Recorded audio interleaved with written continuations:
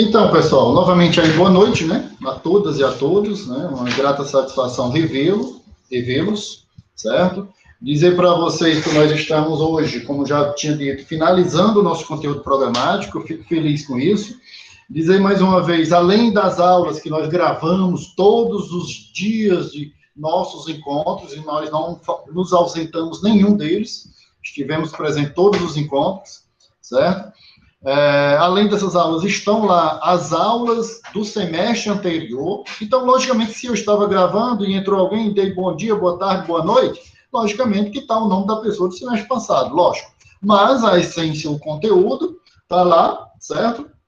E é evidentemente o que baixa, o que efetivamente importa, né? O conteúdo. Então, além das aulas gravadas, claro, nós temos aí o material, as apostilas, todas referenciadas, não coloquei nada que não fosse referenciado com os autores, os donos dos artigos que eu postei, logicamente.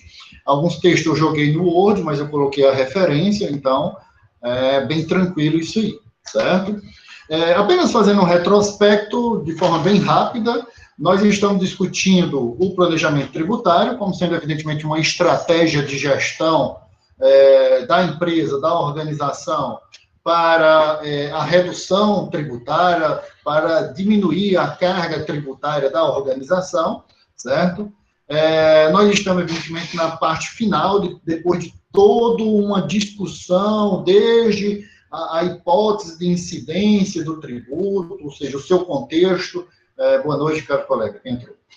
O seu contexto, a sua possibilidade legal, analisamos o surgimento da obrigação tributária com o fato gerador. Posteriormente, nós vimos que ainda não tínhamos o crédito tributário. Para que a gente tenha o crédito tributário, é necessário termos o lançamento, certo? Antes do lançamento desse crédito, há uma possibilidade jurídica que pode levar ao não pagamento do tributo, que é uma causa de exclusão do crédito tributário, 175 do CTN. Com o lançamento, nós temos a constituição definitiva do crédito tributário, e a partir daí nós temos outras possibilidades jurídicas que poderão levar ao não pagamento desse tributo. Primeiro é a possibilidade de suspensão desse crédito tributário. Uma das possibilidades da suspensão é você, claro, pagar, não digo não pagar, mas pagar parcelado. É uma das possibilidades, mas o que nos leva a essa suspensão do crédito tributário, a não exigibilidade do tributo desse crédito pelo fisco, ou seja, ele não pode entrar com ação de execução fiscal, certo? Então, ele não pode entrar com essa ação de execução fiscal. E nós vimos também, vinculado a esse crédito tributário que ocorreu pelo lançamento, ou seja, pelo registro, houve um registro, né, desse crédito tributário. Eu não quero chamar inscrição para não confundir com a inscrição da dívida ativa, logicamente. Nós temos a extinção desse crédito. A extinção, claro que a principal dela é o pagamento, claro, né? Eu olhei num dos meus processos, um cliente meu, ele está sendo executado para pagar, acho que 5, 6 mil reais de uma determinada situação, e aí eu já vi que eu vou ser intimado, na verdade eu vou ser intimado, e o prazo de 10 dias para pagar voluntariamente vai ser a partir da data da minha intimação, mas eu não tomei ciência do processo, e já conversei com ele, ele vai fazer o depósito. Eu tenho duas possibilidades legais. Eu posso embargar a execução. O embargo à execução é a contestação de uma ação de execução. Eu posso embargar a execução, certo? Mas eu não posso embargar, contestar a execução assim, do nada. Eu tenho que justificar porque é que eu vou embargar essa execução, certo? Eu tenho que ter muito cuidado para não ser um embargo protelatório. Se for entendido como embargo protelatório, ou seja, para ganhar tempo, para demorar mais, logicamente que o meu cliente poderá ser multado, penalizado pecuniariamente, né? Então, possivelmente vai ser pago, certo? Eu não vou embargar, certo? Não adianta, logicamente, ok?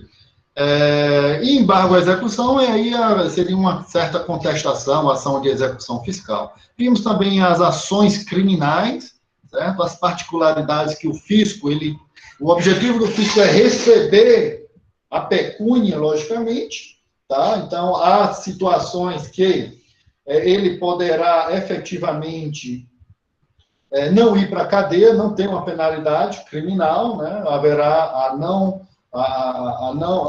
persecução do Estado, ou seja, a busca pelo Estado de punir penalmente, ele quer receber, em determinadas situações, há limites, nós vimos, certo? Até determinado contexto, claro, certo? E, claro, nós vimos também nesse meio aí, né, do crédito tributário, claro, essa ação de execução ela decorre de uma inscrição na dívida ativa e a emissão da certidão de dívida ativa, CDA, nós vimos isso detalhadamente, logicamente, certo? Isso faz parte da gestão tributária, da administração tributária, certo? Da parte do fisco, boa noite, quem entrou, acho que foi Carol, da parte do fisco ou demais colegas que entraram.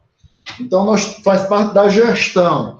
E nós estamos agora, nesse momento, analisando a gestão, Carol, a gestão do empresário, do nosso contribuinte, do nosso cliente, né, onde ele pode movimentar dentro da legalidade, dentro da elisão fiscal, planejar tributariamente a sua organização em prol da redução dos tributos, certo? Da redução dos tributos.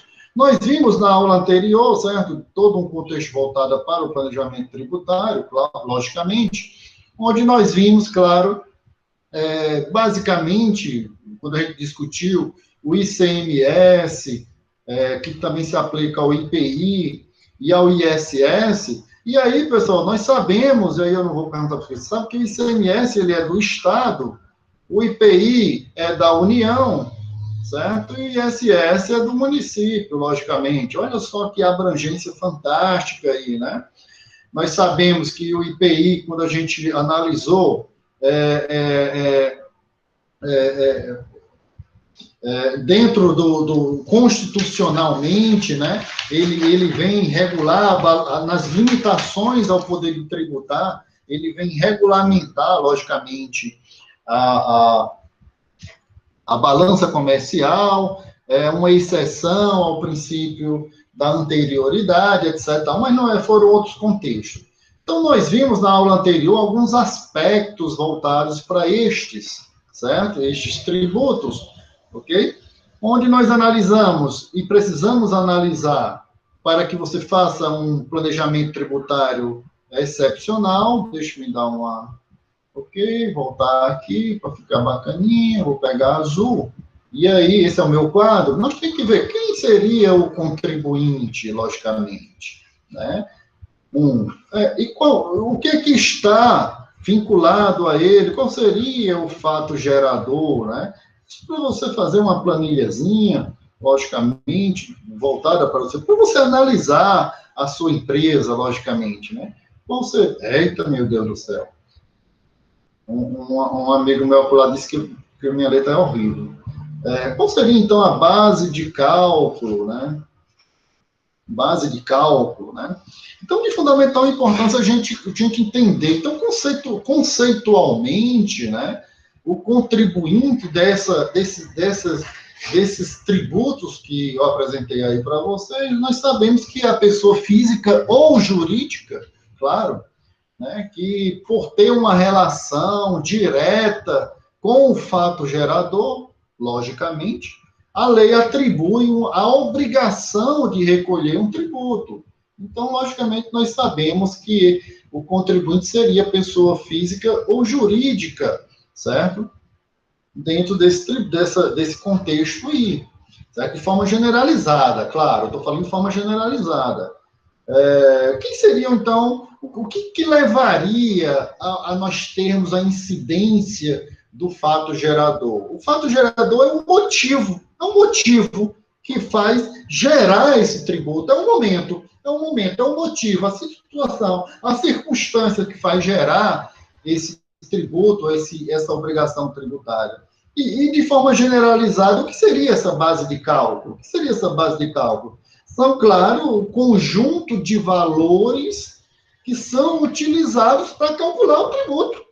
Logicamente, a base de cálculo são evidentemente, é o conjunto de valores, logicamente, utilizado para calcular o tributo, é a base do cálculo, é o valor daquele produto, daquela mercadoria. E aqui eu esqueci de colocar que falta como base para todo o planejamento tributário, claro que são apenas alguns contextos, alíquota. E o que vem a ser alíquota de forma generalizada?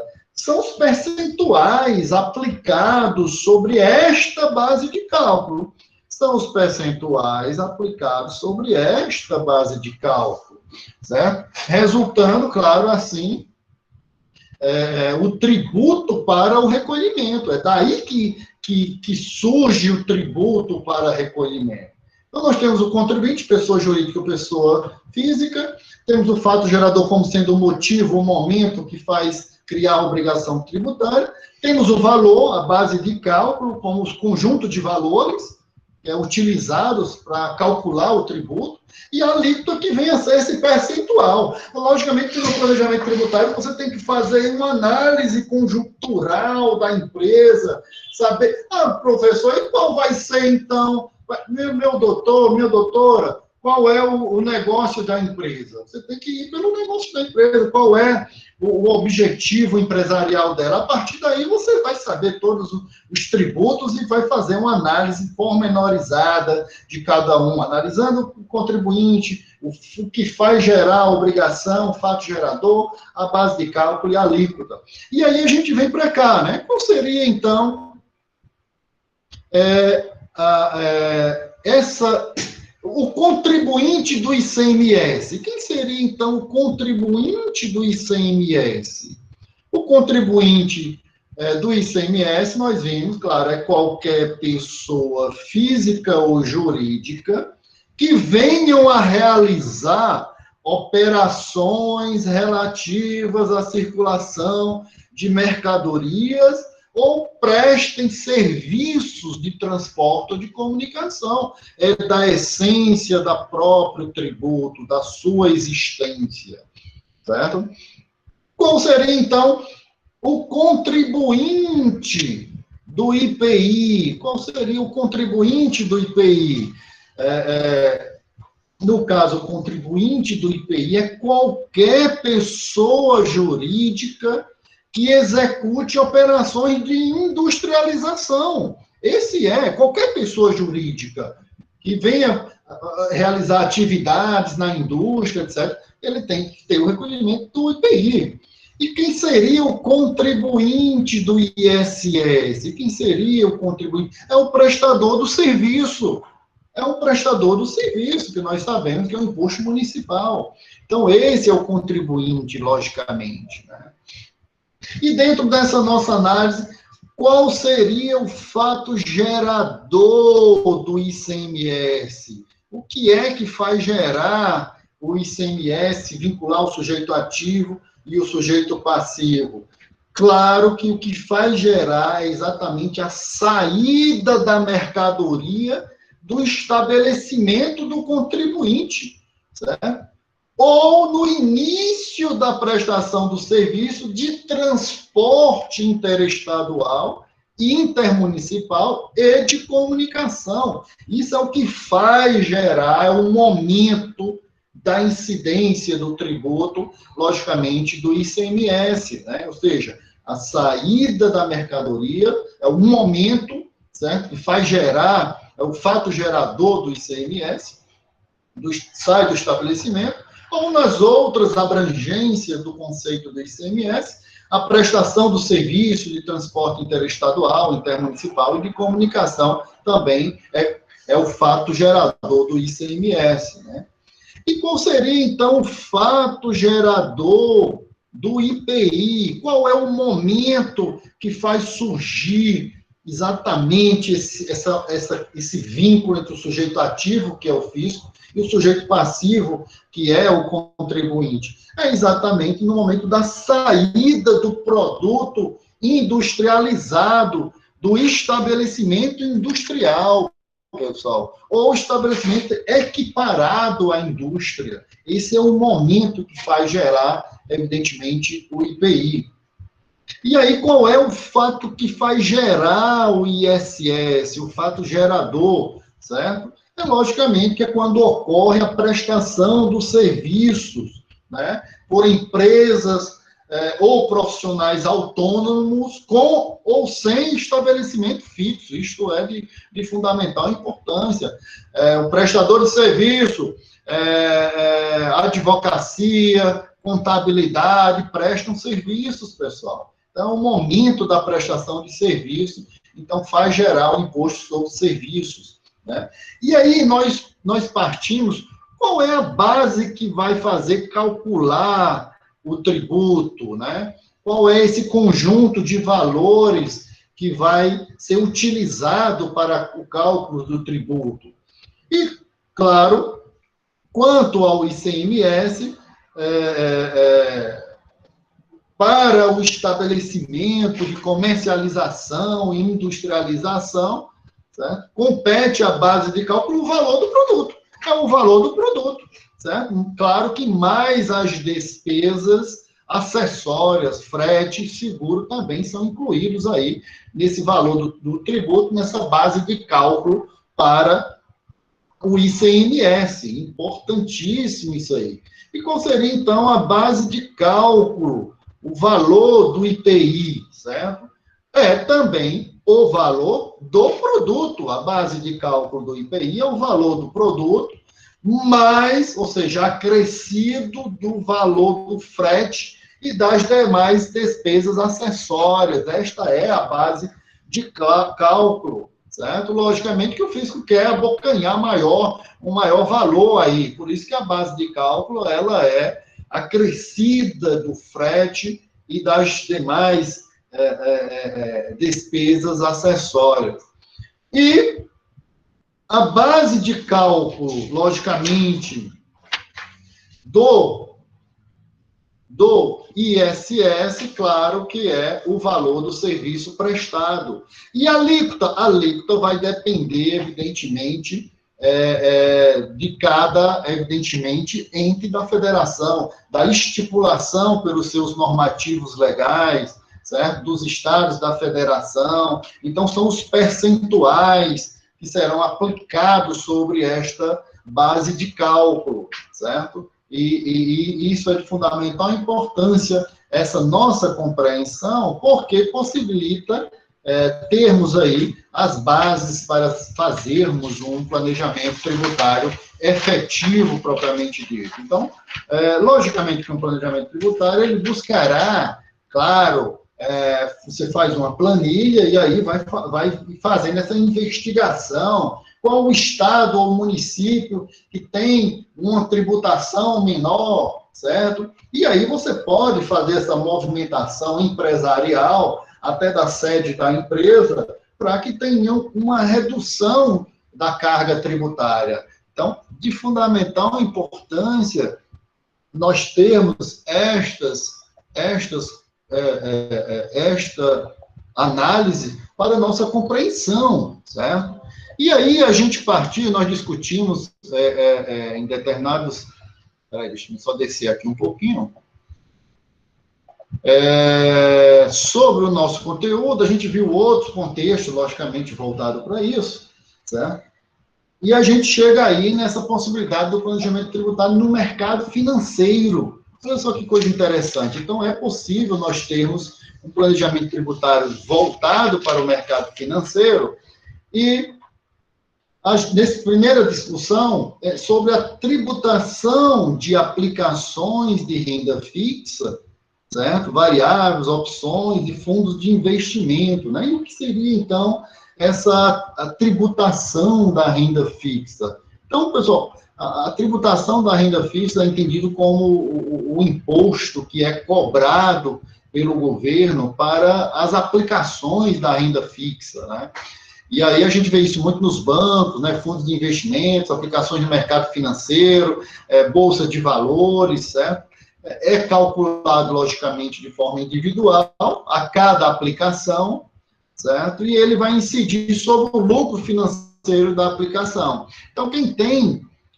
o que é interessante, pessoal, olha só sobre essa questão das bolsas de valores de investimentos, né? por exemplo, eu tenho algumas situações voltadas para a Bolsa de Valores, mas eu não trabalho com bancos. Por que eu não trabalho com bancos? Porque até para você ter uma conta voltada para esse tipo de movimentação financeira, você tem que pagar já taxas, né? Então, assim, eu recomendo que procure algumas empresas que atuam, empresas oficiais, no mercado financeiro, Bolsa de Valores, que trata de toda essa tributação desse mercado financeiro aí, que algumas têm como você ter uma conta lá de investimento e não pagar taxas de administração dela mensal. Você vai pagar porcentagens em cima das suas aplicações, dos lucros das suas aplicações. Isso que é interessante. O que é interessante também, tem uma em especial, que é uma que eu conheço, que eu atuo com ela, onde você pode fazer investimentos pontuais. Ele já diz mais ou menos quanto é que aquele seu investimento vai gerar de lucro em determinado período, num dia, 2 dias. Então, você fazendo uma compra de uma ação de uma empresa, ele já vai dizer quanto é que vai ganhar, quanto é que você ganha, ou quanto é que você perde. Você aplicou 10 mil reais. Você poderá ganhar ou você poderá perder 10 mil reais. Logicamente que vai depender da movimentação da Bolsa de Valores, mas que não corre o risco de ser percas acima de 10 mil reais. E é muito perigoso isso, logicamente, né? Se você deixar aberto o sistema. E você fica com débito na conta, na financeira, certo? Então, é bem interessante, né? Bem seguro, né? Logicamente, depois de fazer uma grande pesquisa dentro desse contexto, certo?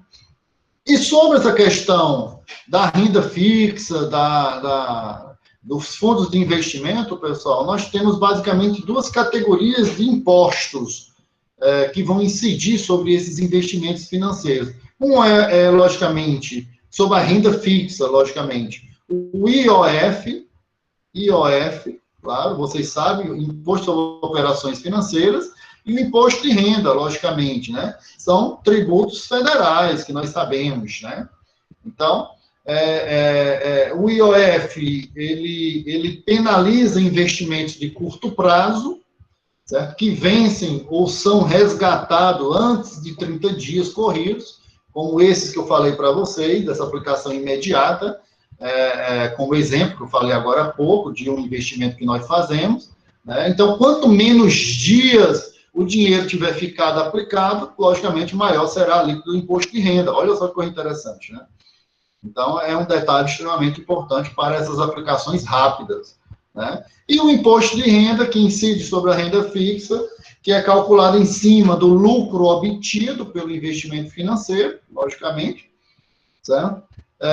E por isso, claro, é calculado em cima do resultado líquido, já descontado o IOF, certo? Logicamente que no final do ano, quando você for declarar o imposto de renda no ano seguinte, você vai na financeira e puxa, evidentemente, o extrato aquela declaração, né? Aquela declaração para que você possa declarar corretamente no seu imposto de renda essas aplicações financeiras, certo?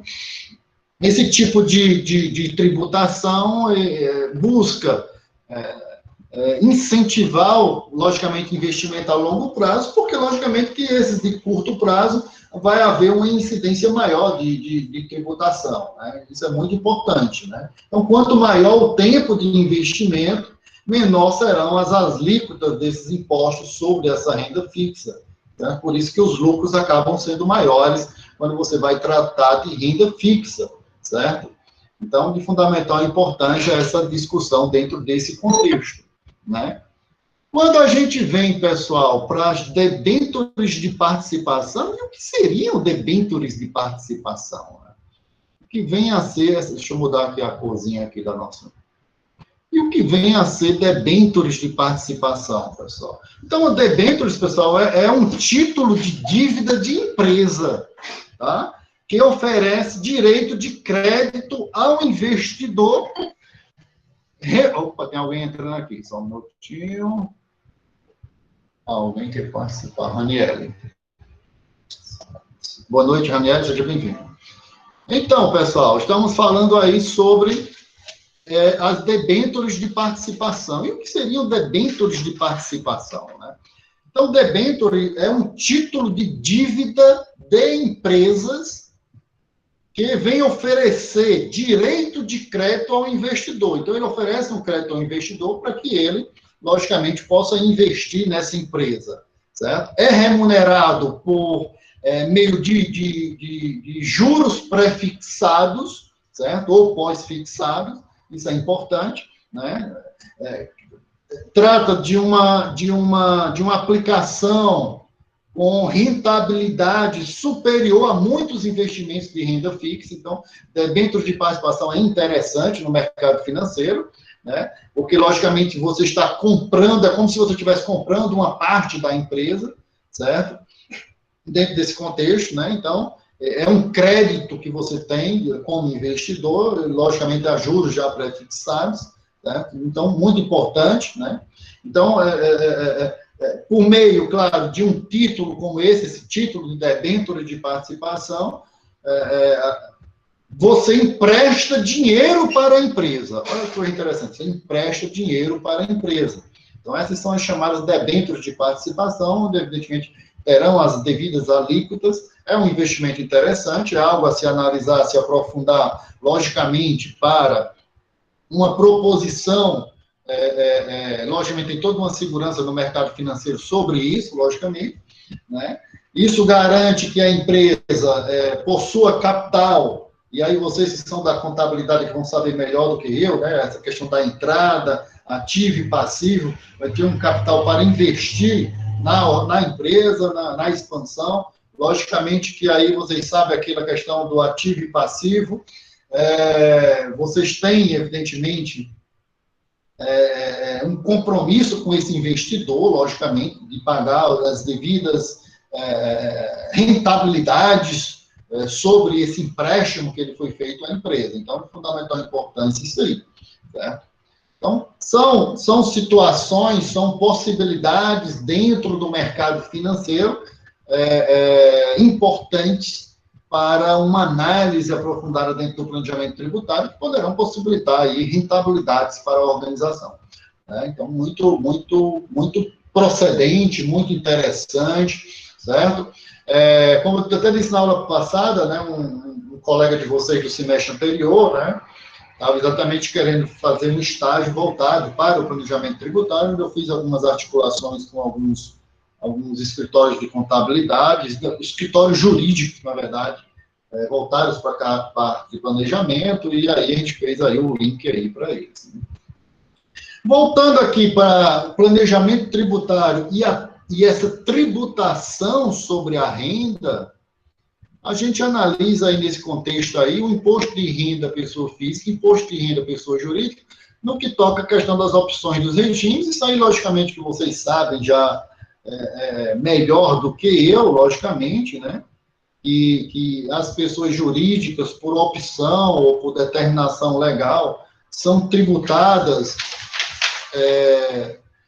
de acordo, logicamente, com as formas que elas optaram, né? Aí você sabe melhor do que eu, que aí vão levar a empresa para o que for mais lucrativo no mundo tributário, ou no simples, ou lucro presumido, ou lucro real, ou lucro arbitrado, né? E aí vocês sabem que os simples são os empresários, eles quase sempre costumam procurar o Simples Nacional, certo? Em primeiro lugar, porque oferece o quê? Oferece alíquotas menores que os outros, né? Então, a partir dessas alíquotas menores, as pessoas optam, logicamente, pelo Simples Nacional, como vocês sabem, e tem uma menor encargo tributário. Nós temos também, não podemos deixar de falar do lucro presumido, que é muito utilizado pelas empresas prestadoras de serviço, como médicos, dentistas, economistas, certo? Exatamente por algumas facilidades e porque, evidentemente, eles têm uma variação de rendas, logicamente, né?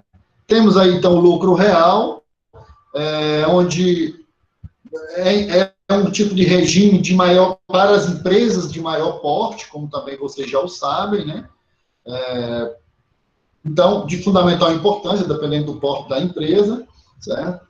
E o lucro arbitrado, como vocês sabem, né, o arbitramento de lucro é uma forma de apuração da base de cálculo do imposto de renda utilizado pela autoridade tributária ou pelo contribuinte, né?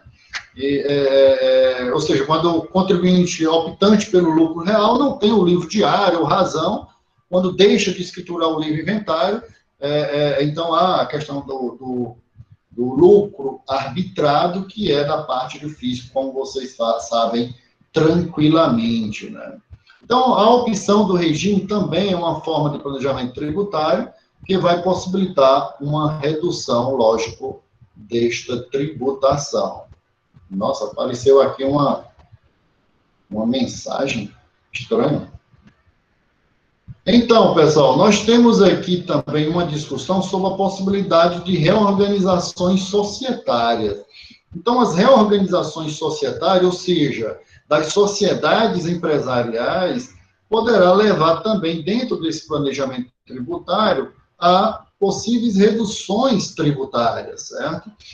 Então, essa reorganização, ela se dá por meio da modificação da estrutura de determinado tipo de sociedade, no caso, claro, de uma empresa, e claro que essa alteração ela vai ter por objetivo atender aos interesses dos acionistas e investidores, e claro, também além de alterar e adaptar a empresa às novas formas de atuação no mercado que ela atua. Então, é possível nós termos isso, e logicamente que essa reorganização societária, ela decorre, por exemplo, de fusão, de incorporação, e olha só que coisa interessante, pessoal, essa reorganização societária, eu tenho quase certeza, vocês devem ter visto lá no direito de empresas, né? Certo? No direito empresarial, que vocês estão tendo aula no primeiro horário, certo? Porque é lá exatamente onde a gente analisa todos os tipos de sociedade no direito empresarial, e há lá no final do direito de empresas, do Código Civil, acho que é da partir do 977, salvo engano, não lembro agora, que começa com o conceito de empresário, e evidentemente que esse conceito de empresário dentro da nova teoria, a teoria da empresa, claro que vocês viram isso, que rompeu com a teoria dos atos de comércio do Código Civil de 1916, houve um rompimento da teoria dos atos de comércio, e houve a implantação no Brasil da teoria da empresa, né, que está lá pelo, acho que é 977, que privilegia, evidentemente, o conceito, o foco agora é no empresário, a teoria dos atos de comércio, como vocês viram, com certeza, o ponto crucial era exatamente o comércio, os atos praticados, propriamente disso. Então, houve uma ruptura em 2002, olha só que coisa interessante, desde 1916, que a gente estava executando no Brasil a teoria dos atos de comércio. É uma coisa terrível, né? Terrível assim, né? Muito desatualizada. Então, em 2002 ocorreu essa ruptura, e aí veio o direito de empresa, com certeza vocês viram isso no direito empresarial, né? E lá, quando a gente estuda todos os tipos de empresa, lá no final tem a fusão, incorporação, cisão de empresa, que vem exatamente dentro desse contexto da reorganização societária, e aí o que poderá, evidentemente, ter maiores benefícios tributários, né? Então, muito importante isso aí, dentro desse contexto, as incorporações, a reorganização tributária. E aí a gente vem aí para um outro sistema, pessoal, que é chamada incorporação às avessas. Olha que coisa interessante. A incorporação às avessas, ou também conhecida como reversa, né, é a operação de incorporação na qual, pessoal, a incorporadora é a controlada e a incorporada que desaparece. É como se ocorresse aí uma fusão, né? Então, a legislação, olha essa coisa, a incorporadora, né? Ou seja, eu quero incorporar a incorporação A, a empresa A quer incorporar a empresa B. Então, essa aqui, a empresa A vai ser a controladora, certo? E a empresa B desaparece, certo? Só que ocorre, pessoal, a legislação, no entanto, ela veda reorganizações societárias onde a empresa lucrativa incorpora empresa com prejuízo fiscal, pessoal, tá? Ou seja, somente para utilizar esse benefício, certo? E aí a legislação diz o seguinte, que a pessoa jurídica sucessora por incorporação, fusão ou cisão não poderá compensar prejuízos fiscais da sucedida. Então, há uma possível má-fé aí, nessa chamada incorporação às avessas ou reversa, quando a empresa A incorpora a empresa B, certo? No processo de fusão, certo? De uma determinada corporação, e aí os prejuízos fiscais não podem ser aproveitados por essa incorporadora, certo? Logicamente que ela poderia se beneficiar de alguma forma com renegociações, etc., ou alguns outros contextos voltados para essa incorporação às avessas. Então, importante também a gente compreender esse conceito de incorporação reversa, que há alguns impedimentos no âmbito legal, tá? Partimos aí para a compensação de prejuízo fiscal. Olha só que interessante. Nessa compensação de prejuízo fiscal, a legislação do imposto de renda, pessoal, permite que eventuais prejuízos fiscais, aí, pessoal, nós estamos falando em um outro contexto. Eu não estou falando nem mais de incorporação, nem de reorganização societária, certo? Nós estamos falando de compensações de prejuízo fiscal no âmbito geral, certo? Onde a legislação do imposto de renda ela permite que eventuais prejuízos fiscais apurados em períodos anteriores sejam compensados com os lucros apurados posteriormente, né, dessa pessoa jurídica, que vem a ser tributada, claro, pelo lucro real.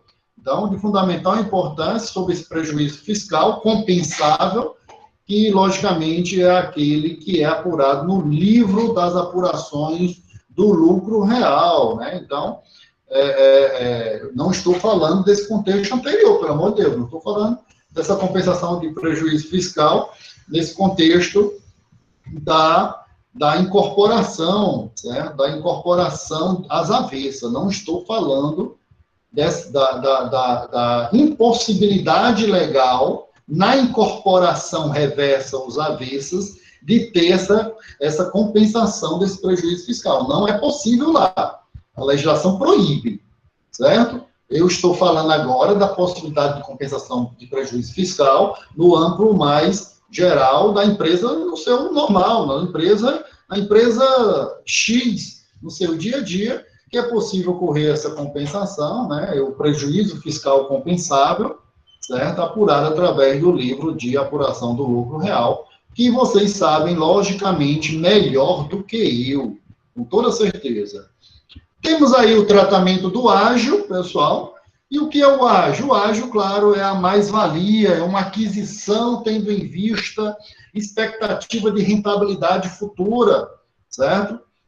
Então, aí nós temos aí no entendimento da Receita Federal, né, no termo da lei específica, o termo inicial para essa amortização desse ágio é o primeiro balanço feito imediatamente após a ocorrência da operação, que levou, claro, à absorção, que culminou, claro, na absorção do patrimônio. Então, há esse tratamento. E o tratamento do ágio aí, pessoal, ocorreu aí várias modificações na legislação, certo? Onde a lei estabelece, dentre outras condições, para que a amortização desse ágio seja considerada dedutível na apuração do lucro real da organização. Então, a nossa compreensão aqui, esse tratamento do ágio é essa mais-valia, essa aquisição, o que diz respeito à expectativa de rentabilidade de uma organização. E temos aí os juros sobre o capital próprio, certo? Então, os juros sobre o capital próprio são as parcelas do lucro de uma empresa distribuída aos acionistas como uma despesa antes do lucro líquido. Então, juros sobre o capital próprio, certo? São esses dividendos, são, claro, uma importante fonte de renda para o investidor a longo prazo. Então, o investidor a longo prazo, dentro daquele investimento que nós analisamos anteriormente, voltado para o mercado financeiro, mercado de capitais, né? Olha aí, o mercado de capital entra exatamente nisso aí, nos juros sobre o capital próprio, que é exatamente as parcelas de lucro dessa empresa distribuída aos acionistas como uma despesa antes do lucro líquido. Então, essa é uma sinalização, é uma possibilidade que a gente analisa dentro, é um comportamento do mercado financeiro, certo? É interessante que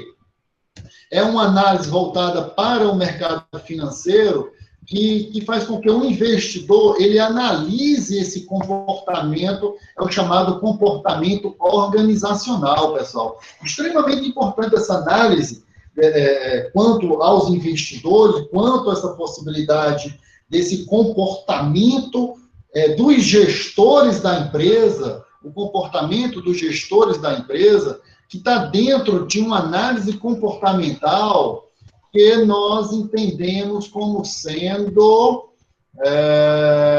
só um momento... Exatamente, é o que se analisa na gestão como sendo um comportamento da heurística de disponibilidade.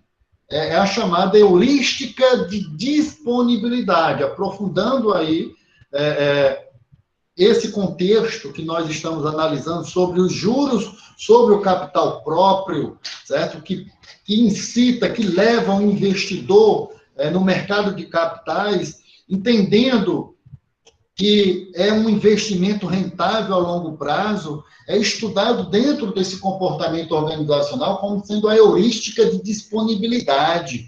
Ou seja, claro, decorre dessa emoção, né? Ou seja, pessoal, há uma cognição em que se avaliam determinados fatos que são correntes, né, para tomar a decisão. Ou seja, ele analisa exatamente isso, como há efetivamente essa distribuição aos acionistas como uma despesa antes do lucro líquido.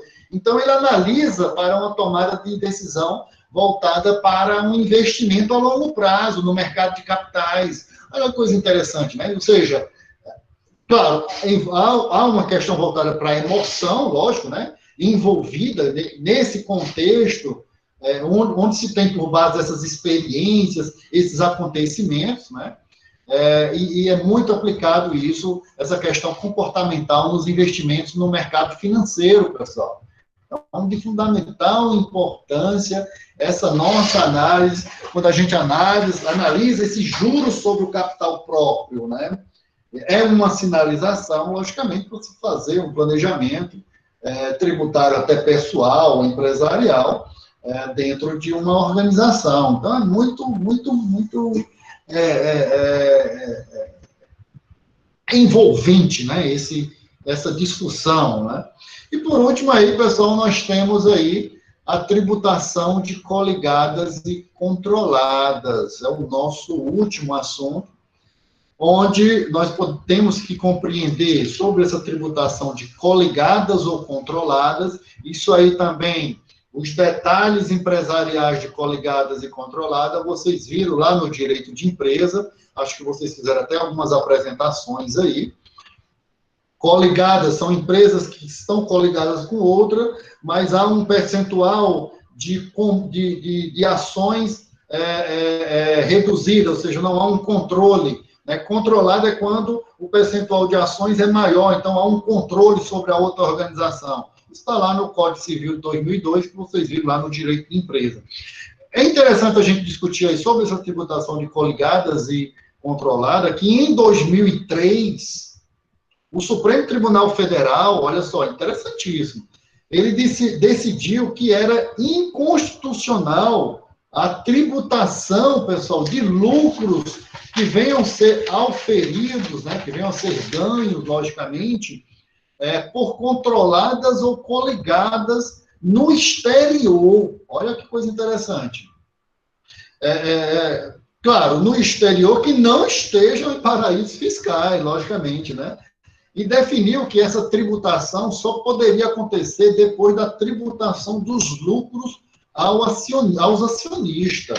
Então, é extremamente importante essa questão da tributação de coligadas e controladas. Logicamente que nós estamos abordando de forma bem pontual, bem generalizada, mas o material que está lá, escrito, os textos, ele tem bem detalhado, com bastante abrangência, tem outros vídeos aulas dos semestres anteriores que podem nos elucidar de forma tranquila e instruir, pessoal. E por último, esse foi o ponto final do nosso conteúdo programático, pessoal. E tem um item 8, né, que trata, o item 8 do conteúdo programático diz o seguinte: planejamento tributário operacional, elaboração e apresentação de um planejamento tributário.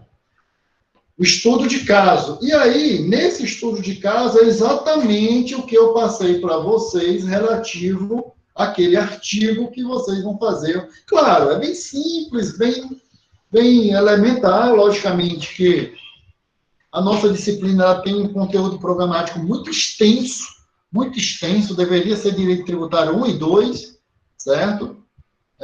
Como é lá no direito, na graduação em direito, certo? Exatamente para um detalhamento e para fazer, possivelmente, um planejamento tributário na prática, em alguma empresa, certo? Fazer um plano de ação e aí iria para a organização, de fato, fazer isso, né, na prática. Aí nós temos aí essas contextualizações relativas ao nosso planejamento tributário, pessoal. E então, pessoal,